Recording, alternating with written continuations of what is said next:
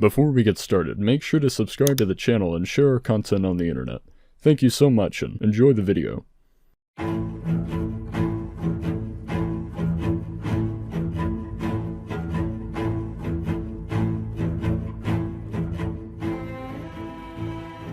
Joker was one of those surprises you could only get once in a lifetime. Coming out in 2019, it's very reasonable to say that it took the year by storm. With Joaquin Phoenix's groundbreaking performance and the Academy Award nominations leading in that year's awards, this was truly a force of a movie to be reckoned with. The way this movie surprised audiences with its cleverness and shaking commentary is something that had not been felt in previous times. The prospect of a film like Joker is one that has the stability to emphasize the lower class of civilization in order to comment on mental health as it applies in modern times. The message that the movie tries to show off is how each experience someone has could potentially lead towards the deterioration of their mental health. It shows the danger of mistreating the common person and the consequences of these thoughtless actions. As Arthur's character in the movie has already been shown to have dealt with past trauma, it's implied that the lower mental stability is what caused his initial spout of mental disarray, leading towards his inability to sustain any type of well-paying job. The main way this is shown throughout the movie is Arthur's blatant lack of proper treatment in his work, which is literally smacked over his head before we as an audience are even shown off the movie title, as though it's to say, laugh at this.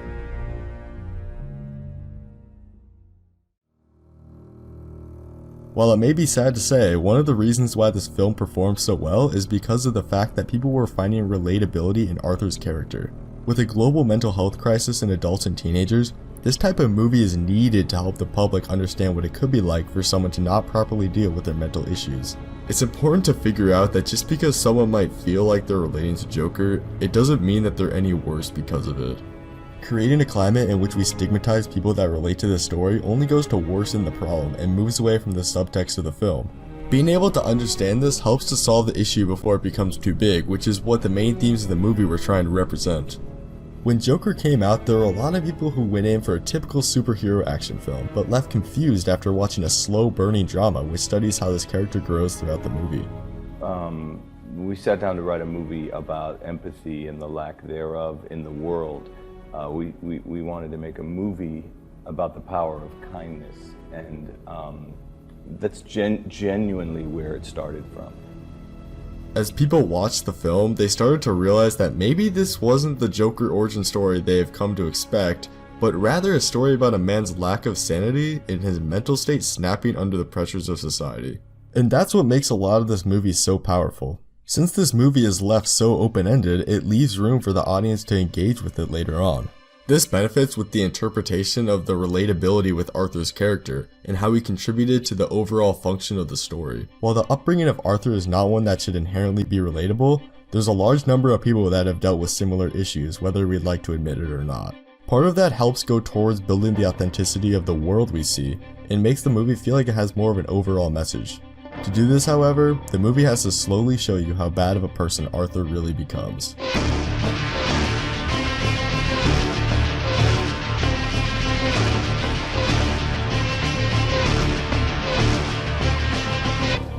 Always remember, that's Making a movie based on someone you're supposed to hate is something that doesn't really happen too often because of the difficulties that come along with it. With another superhero villain movie like Venom, you can tell that the lack of relatability towards Eddie Brock or Venom is what made it come off as more shallow in comparison to Joker. The relatability of Eddie Brock didn't cast as many layers as Arthur Fleck had in Joker. The same reason why Joker works is the same reason why Iron Man works. When you're watching the Avengers movies, you always see Tony Stark, not Iron Man. Iron Man was never meant to be a character in his movies. Blending the line between the persona of Iron Man to Tony and Joker to Arthur is what makes them so interesting as characters. A lot of it comes down to the great performances by Robert Downey Jr. and Joaquin Phoenix respectively. They both do such a phenomenal job playing into these characters, and it ends up leaving a feeling that these actors were destined to play these roles. Whether you agree with it or not, that's just something that doesn't really happen in Venom. While these three movies are widely different in tone, scale, and execution, these little attributes go to truly show the positive aspects Joker has as a movie. Despite the positives of Joker, before the movie was released, it was slammed with reports that the film sensationalized violence. These reports were aimed mostly to compare it to the real-world event that took place during the Dark Knight Rises theatrical premiere in Aurora, Colorado in 2012, killing 12 people and injuring 70 others. With the themes that the Joker has, it makes perfect sense why people would be worried about this movie creating a negative real-life situation similar to what happened before. Even though Batman movies have had a stigma attached to them, it shouldn't inhibit grittier violence represented in the franchise. The specific case in Aurora was even commonly misrepresented in the media and had little to do with the actual themes of The Dark Knight Rises. Although this might have been the general understanding at the time, with the movie's release, people began to realize the true meaning that Joker's director, Todd Phillips, was going for. One of the main reasons this was the case was because people started to understand that even though Arthur was relatable, his actions were nothing more than despicable and idiotic.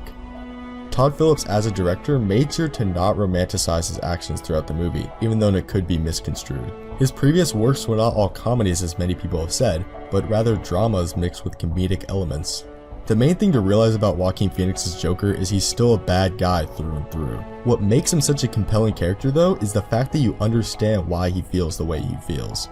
The characters in War Dogs, Todd Phillips' previous movie, are written very similarly. War Dogs is a great movie to point in Todd Phillips' filmography, as it shows the general change in direction his films took leading into Joker. Miles Teller's character in the movie hides the fact that he's selling weapons to his wife because she was against the war. As with the conclusion of the movie, we find out the negative implications of what happens. The ending of the Joker represents that same mentality as it sparks the inciting incident of the entire Batman mythos. The movie shows more than anything the powers of insanity over the mind of a broken person. With the music of the famous bathroom dance scene, you get a sense of uneasiness that only starts to truly hit you at that point. The strings on the instruments accompanied by the somber singing voices in dark sinister tones shows the reality of the situation and how much of a truly awful person Arthur is.